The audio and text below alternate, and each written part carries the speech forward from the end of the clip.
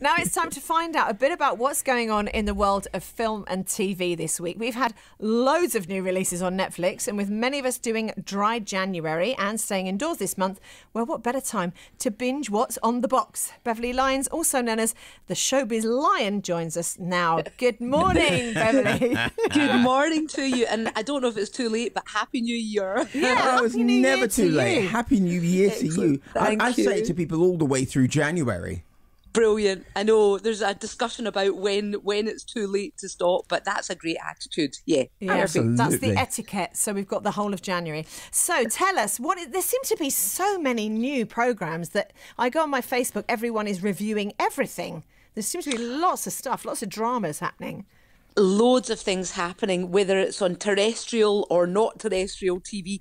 So let's start with I guess Netflix, because, you know, everybody was entranced by Squid Game, whether you loved it or loathed it. I loved it and loathed it. I mean, I found it horrifying in parts, but it was brilliant.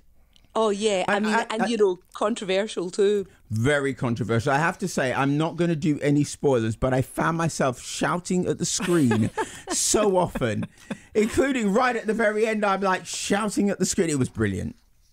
Well, so if you like that, then there's a whole new strand of K-dramas, which are basically Korean dramas. You know, you've got K-pop, you've got K-drama now. Right. So this new one is All of Us Are Dead, and it's due to start on the 28th of January. And this time, it's not games where you could lose your life, but in fact, it's based in a school, which, of course, there's a strand there with Squid Game because it was all about school kids games, playground games. Yeah. But this time, All of Us Are Dead is all about a zombie outbreak at high school. I know you're saying it like... You're saying it so seriously, like, yeah, it's all about that zombie outbreak, like you're going to say, you know, like the one that happened at that school in Ipswich, you know, like it was a perfectly normal thing to say. Okay. Well, you never know. That's become a normal part of language, just a zombie outbreak. Yeah. That's just what happens when you get up too early. You I know, think that's what happens when you have a zombie. pandemic. It feels like anything could happen. There could be an actual zombie outbreak. Yeah, it's like, Beverly, you say a zombie outbreak and everyone at home goes, oh, not another one. Right, we've got so many to get through. Keep going, keep going. Well, so Lee Yu-mee's in this, and she's the one that played the marbles game you might remember from. But, you know, if you're into that, then you can watch other things like Hellbound and Silent Sea and things like that. Anyway, also on Netflix, which is causing much discussion just now, is Stay Close. Yeah. And that's an adaptation of the Harlan Coben novel. I have literally read every Harlan Coben's. Oh, have you? Yeah, read every book. Absolutely. Because there's about 30. Yeah. I can't. I was pre-order them like, please keep writing. I need the new book. Yeah, I'm a fan. Well, so they say that about 14 of 30 novels are going to be adapted for Netflix. Of course, Harlan was behind The Stranger. This time, this action all is about a photographer who turned a pap for hire, Ray Levin, who's played by Richard Armitage, and he's looking for answers after his life fell apart about 17 years ago. Yeah. It's also got James Nesbitt in it, Cush Jumbo, and it's all about different people coming together about their past lives. So you've got a Megan, mum of 3, you've got a detective who's fixated with a cold case, you've got a Lorraine, an old friend of Megan, and all of a sudden all hell breaks loose. And this was actually filmed in Manchester and Blackpool, but it's meant to be Atlantic City, which is quite funny. Oh, how funny. Yeah. How funny is that? And has that one started? That started, isn't it? Yeah, that's already started. Yeah. In fact, people are seeing plot holes in the fact that they're noticing bits of Blackpool and they're going, wait a minute, that's that brilliant. doesn't... If you turn down that street, you don't end up on the seafront. I love it. That's the trouble with knowing the geography, isn't it? Yeah, totally. You get found out. Oh, absolutely. So another one that's also started, which I've been fixated by, but only because I know a couple of the people in it because they're Scottish, Itvb, The Real Housewives of Jersey. Oh, I've not seen that. That's one that some of my family watch though, but not Jersey. They watch one of the other ones. Well, of course, there's New Jersey in America, but this is Jersey. You know, the British Isles. Oh, Jersey, as in the island, the Isle of Jersey. That is absolutely. Brilliant. So Margaret versus Tessa is the strand there, and that's all I'll say. But you're either team one or the other. Okay. It's difficult when you know them both. That's all I'll say. Okay, so the other one to look out for is Channel 4 Screw, right? Which is Derry Girls' Jamie Lee O'Donnell, and his Dark Materials Nina Sosanya, and that's based in a men's prison, and it's all about Jamie Lee O'Donnell being a trainee officer. And there's a bit of humour in there. There's a bit of danger. It's a bit dark. I do like a prison drama. Yeah, some people are saying, again, it's not very realistic because there's a part where the prison officer sleeps in a cell because it's the option that she chooses to do. And some people are saying, wait a minute, have you ever actually spoken to prison officers? Does this actually happen? Are these the same people that are watching a zombie outbreak, though? Possibly, yeah. So these are all ones that are on at the moment. But would you like to know about some of the ones that we can look at? We've still got about 2 or 3 minutes, so that'd be great. Oh, brilliant. Okay, well, I'll run through these. So firstly, BBC One, The Reckoning, with Jimmy Savile being the focus there. Now, you may have seen this. Steve Coogan's been spotted filming around Manchester and Bolton, looking extremely like Jimmy Savile with an extended chin, actually. And this is all about the early years, the twilight years, the rumours.